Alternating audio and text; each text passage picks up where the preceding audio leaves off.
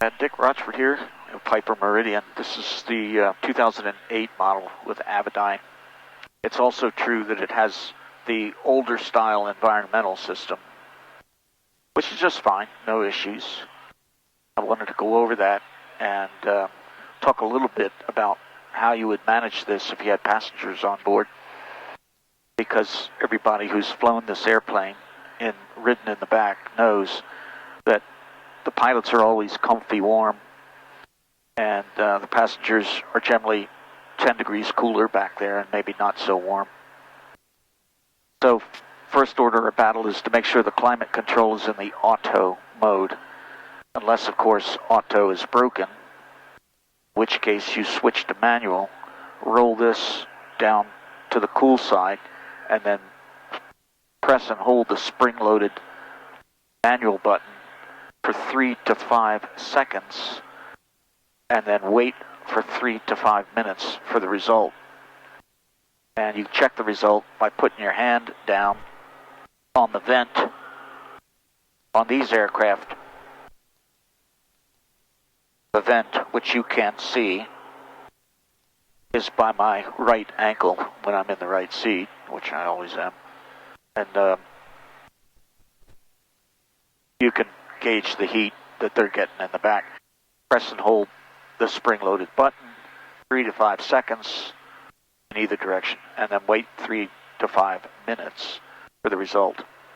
This lower portion, the middle portion here is the upper plenum, or the WEMAX here. These you can operate open or closed. So if we're going to make the passengers in the back warmer, we have to turn the auto knob to probably no further than the 3 o'clock position. Any more could overheat the plenum. So 3 o'clock position, consider putting the ECS on high, like so. That's going to raise the noise level in the cabin, but it's going to give us twice the amount of volume of warm air through the lower plenum.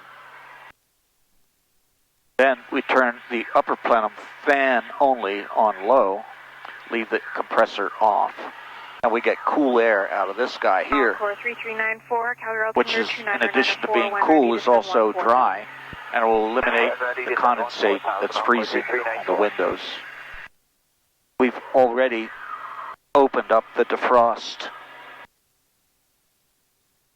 which is putting air through the post through these holes, and it's warm air, and now it's extra warm air because we cranked this up, and it's taken the ice off the window over here without the use of defog or anti-ice. And I like to use the air rather than the electric because it just keeps the budget lower on the generator. It's designed to hold it, it's no big deal, but I just like to not use it when I don't need it. Then, in an effort to not bother passengers, we can just reach around, put our hand on the leather back here, and feel the temperature of the leather. And then if anybody complains, adjust it accordingly. But this is how you would deliver comfort to the back. Lastly, tell the passengers if they have bags at their feet to move them away from the vents.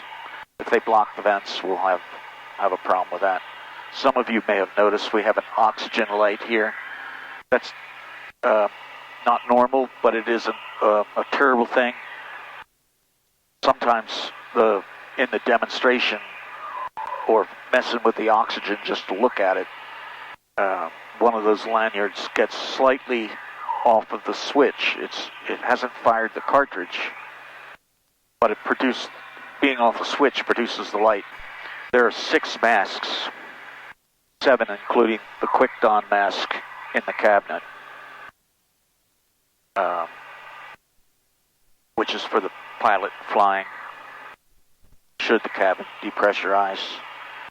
And the masks are the same masks that the airlines use in the overhead compartment. These don't drop down or open up automatically. You have to take the mask out, fully extend the tubing, just like the flight attendant says in the briefing. know you all listen to the briefings. That pulls the pin in the cartridge with a white lanyard and begins the chemical reaction that produces oxygen, a small amount of water, and a fairly large amount of heat, which is managed by having those cartridges installed in a heat shield. Now, the lesser known issue there is you're going to smell a burning smell. Know that that's the cartridge and it's normal, and trust that it's correctly installed and isn't going to start a fire. And you know where the fire extinguisher is. It's behind the co-pilot's seat. Those of you who have halon should be careful using that fire extinguisher, because halon displaces oxygen, and in a pressurized cabin that could be trouble. So the advice is to dump the cabin and descend. Mike, contact Vancouver Center 133.6. Good day. 33.6, so long. 33.6, Hotel Victor Mike.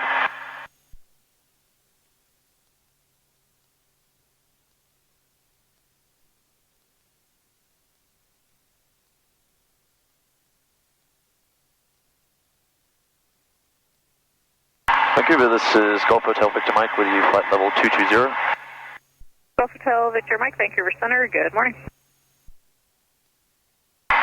Good morning, Golf Hotel Victor Mike.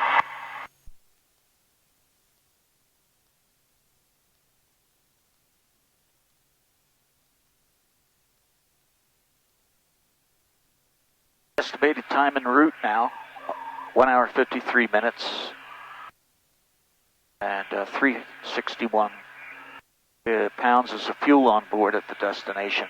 And that is not only at the destination, that's having missed the approach and gone to the hold. So we have adequate fuel, even if it's IMC.